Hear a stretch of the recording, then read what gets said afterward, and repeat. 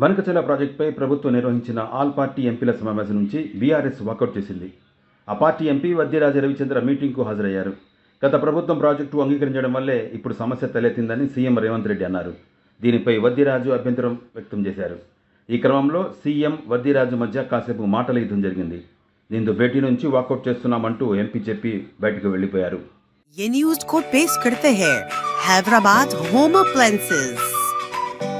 రాయలసీమకు తరలించాలనే దాని మీద పూర్తి స్థాయిలో చర్చలు చేశారు. 4 సమావేశాలలో కంప్లీట్గా దీన్ని ఏ విధంగా గోదావరి జలాలను రాయలసీమ వరకు ఇప్పుడు ఏదైతే బంకంచెర్ల అనేది ఒక location, the fundamental idea is that Godavari basin water has to shift Krishna basin and Penna basin.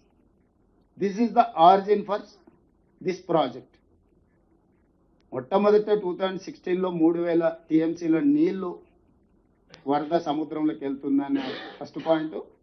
ఈ ప్రాజెక్టులను ముందుకు తీసుకెళ్లాలని 2019లో ఆనాటి ఆంధ్రప్రదేశ్ ముఖ్యమంత్రి జగన్మోహన్ రెడ్డి గారు, తెలంగాణ ముఖ్యమంత్రి చంద్రశేఖరరావు గారు ప్రగతి భవన్లో 4 సార్లు సమావేశాలు ఏర్పాటు చేసి, ఆ సమావేశాలలో ప్రధానంగా అంటే నేను ఎక్కువ డీటెయిల్ కొను కానీ నమస్తే తెలంగాణలో రాసిన దాంట్లో పెద్దన్నగా సహకరిస్తా రాయలసీమకు గోదావరి తరలింపు.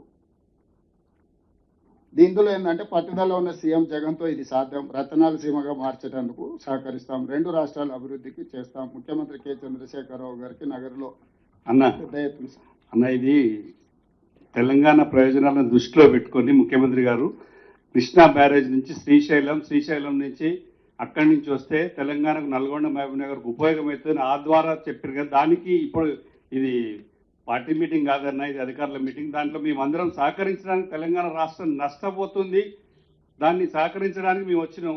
మరి మళ్ళీ రాజకీయం మొదలు పెడితే రాజకీయ ఉద్దేశమే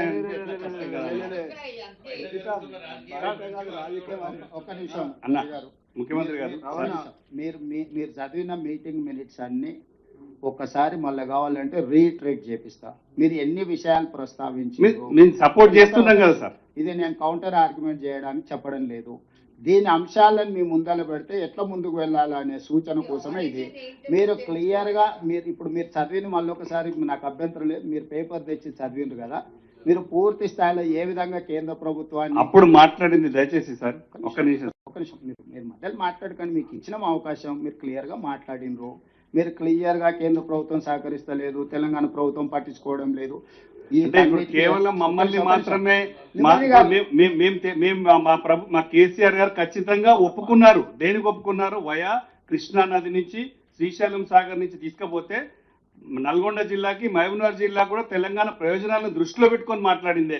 దాని తప్ప ఇప్పుడు మళ్ళీ వేరే విధంగా మాట్లాడి చూపిస్తే సబ్జెక్ట్ డైవర్ట్ చేస్తే సపోర్ట్ చేస్తానికి వస్తున్నాం కదా. రవిచంద్ర గారు, నేను ఏమీ సొంతంగా పొలిటికల్ స్టేట్మెంట్ ఇవ్వడం లేదు. ఆ రోజు జరిగిన చర్చల సారాంశము ప్రధానంగా తెలంగాణ రాష్ట్ర సమితి సొంత పత్రిక నమస్తే తెలంగాణలో ఏ అంశాలు రాసిండ్రో ఈ సందర్భంగా, ఎందుకంటే మీరు చాలా విషయాలు ఇక్కడ నుంచి ముందుకు ఎట్లా వెళ్ళాలనే దాని మీద కంటే కేంద్ర ప్రభుత్వం ఏ రకంగా నిర్ణయాలు తీసుకోలేదు, తెలంగాణ ప్రభుత్వం ఏ రకంగా మీరు రిప్రజెంట్ చేయలేదు అనే చాలా విషయాలు మీరు ప్రస్తావించారు. మీరు ఎన్ని విషయాలు ప్రస్తావించినా మేము చిన్న ఇష్యూ కూడా అబ్జెక్షన్ చేయలేదు. ఎందుకు చేయలేదంటే ఒక రాజకీయ పార్టీ తన అభిప్రాయం చెప్పేటప్పుడు ఆ అభిప్రాయాలను గౌరవించాలనేది మా ఆలోచన. మేము అంగీకరించవచ్చు, మేము వ్యతిరేకించవచ్చు, కానీ మీరు ప్రస్తావించిన అన్ని అంశాలను మేము విన్నాము. దయచేసి మీరు కూడా అదే నేను మీ సూచనలు తప్పుపడతాను. నేను కూడా ఆ సూచనల నేపథ్యంలో in light of this meeting ఈ సమాచారం మిగతా సభ్యులందరి దగ్గర ఉన్నప్పుడు మనం ఏ విధంగా ముందుకు వెళ్ళాలి. ఇప్పుడు మీ మాటల్లోనే చెప్తున్నారు గోదావరి జలాలను శ్రీశైలం అంటే కృష్ణా బేసిన్ అంటే రాయలసీమ. ఇప్పుడు దాన్ని తీసుకెళ్ళి దాన్ని అడ్వాంటేజ్గా తీసుకొని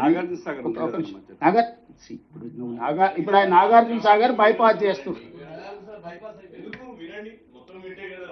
కంప్లీట్ చేయండి. ఇప్పుడు నేను క్లియర్గా ఇవన్నీ మీటింగ్ మినిట్స్ రికార్డ్స్ డైరెక్ట్గా ప్రెస్ మీట్లు పెట్టి చెప్పిన రికార్డ్స్ అన్ని మీకు పంపిస్తాను, అందరు సభ్యులకు పంపిస్తాను. నేను ఎవరినొకరినో కార్నర్ చేయడానికి ఎవరొకరినో తప్పు పట్టడానికి చెప్తలేను. ఏ నేపథ్యంలో ఏ రకంగా ముందుకు వెళ్ళాలనో మనం ఆలోచన చేయాల్సిన అవసరం ఉంది. విస్పష్టంగా మొట్టమొదటి మీటింగ్లో నేను ఈ సభ్యులందరికీ అధికారికంగా ఈ మీటింగ్లో నేను చెప్పదలుచుకుని this is meeting minutes of government of India Jal Shakti. ఈ మొత్తం ఎంటైర్ డాక్యుమెంట్స్ 2016లో కేంద్ర ప్రభుత్వం ఏర్పాటు చేసిన మీటింగ్ మినిట్స్, అందులో ఏ రాష్ట్ర ముఖ్యమంత్రి ఏం మాట్లాడిందో విస్పష్టంగా మీటింగ్ మినిట్స్ రికార్డు ఉన్నాయి. నేను ఇక్కడ ఇవ్వకపోయినా రఘునందనరావు గారు అనుకుంటే జలశక్తి మినిస్టర్ నుంచి డాక్యుమెంట్ అంతా తీసుకోవచ్చు. ఏ మెంబర్ అయినా కూడా అడిగితే ఇవ్వాల్సిందే. ఇది పబ్లిక్ డాక్యుమెంట్, మేబీ పబ్లిక్ డొమైన్లో కూడా ఉండొచ్చు, I don't know, we have to check. So this is point number 1. ఆర్జిన్ 3000 టీఎంసీలు సముద్రంలోకి వెళుతున్నాయి గోదావరి జలాలు, వీటిని వినియోగించుకోవాలి ఇరు రాష్ట్రాలు కలిసి అని ఆనాటి తెలంగాణ రాష్ట్ర ముఖ్యమంత్రి గారి ప్రతిపాదన ఇచ్చిండ్రు. వేరియస్ రీజన్స్తోని ఆ 3 ఏళ్ళు అది ఆ ప్రతిపాదన ముందుకు జరగలేదు. ఈ లోపల మనం కట్టుకుంటున్న ప్రాజెక్టుల మీద ఆంధ్రప్రదేశ్ అభ్యంతరాలు పెట్టింది, ఆంధ్రప్రదేశ్ కట్టుకుంటున్న దాంట్లో మీద మనం అభ్యంతరాలు పెట్టిన ఒక రకంగా జరిగిపోయింది. మళ్ళీ 2019కి వచ్చిన తర్వాత ఇరు రాష్ట్ర ముఖ్యమంత్రులు అధికారిక సమావేశాలు, ఇవన్నీ కూడా మీటింగ్ మినిట్స్ రికార్డ్స్ కావాలంటే అన్నీ నేను ఇస్తాను. జస్ట్ సింపుల్గా పేపర్ కటింగ్స్ ఇస్తే మీకు కొంత సమాచారం ఉంటుంది. ఈ సమాచారం తర్వాత అఫీషియల్ డాక్యుమెంట్స్ అన్ని కూడా నేను తీసిస్తాను. ఇందులో క్లియర్గా గోదావరి కృష్ణా జలాల సంపూర్ణ వినియోగం, నదీ జలాల వివాద పరిష్కారం, గోదావరి జలాలు శ్రీశైలానికి తరలింపు ప్రతిపాదనపై చర్చ, 2 రాష్ట్రాల నీటి అవసరాల పంపిణీపై కేసీఆర్ దృశ్య రూప ప్రదర్శన, విద్యుత్ సంస్థల ఇతర విషయాల మీద కూడా వాళ్ళిద్దరు ఏ రకంగా మాట్లాడుకున్నారు, స్నేహగీతిక ఎలా ఉంది, ఇట్లా పత్రికలు రకరకాల. ఇది అయిపోయిన తర్వాత ప్రెస్ మీట్ జరిగింది. ప్రెస్ మీట్ని ఎవరు అడ్రస్ చేసిండ్రంటే ఇరు రాష్ట్రాల సీఎంల సమావేశం వివరాలను వెల్లడిస్తున్న తెలంగాణ మంత్రి రాజేందర్, పక్కన ఏపీ మంత్రి రాజేంద్రనాథ్ రెడ్డి. తెలంగాణ మినిస్టర్ ఆనాటి 2009 అంటే అప్పుడు మరి మేబీ మెడికల్ అండ్ హెల్త్ ఉండేనేమో 19 ఎస్ సారీ 2019 29/6/2019 ఈటెల రాజేందర్ గారు, రాజేంద్రనాథ్ రెడ్డి గారు, బుగ్గన రాజేంద్రనాథ్ రెడ్డి గారు ఇద్దరు ప్రెస్ మీట్ పెట్టి మేమిద్దరం మాట్లాడుకున్నాం. చాలా అద్భుతంగా మేము చర్చించుకున్నాం, సమస్యలను పరిష్కరించుకుంటాం, గోదావరి జలాలను రాయలసీమకు తరలిస్తాం, సీమకు గోదావరి శ్రీశైలాన్ని తరలించే అంశంపై చర్చించిన తెలుగు రాష్ట్రాల ముఖ్యమంత్రి ప్రగతి భవన్లో సమావేశం. ఇవన్నీ డీటెయిల్స్ ఇంకా నేను ఎక్కువ చెప్పదలుచుకున్నాను, జస్ట్ మీకు చెప్పినాను. సో బేసిక్గా ఈరోజు గోదావరి జలాలు, గోదావరి నుంచి పోలవరం దిగువ ప్రాంతం నుంచి ఇప్పుడు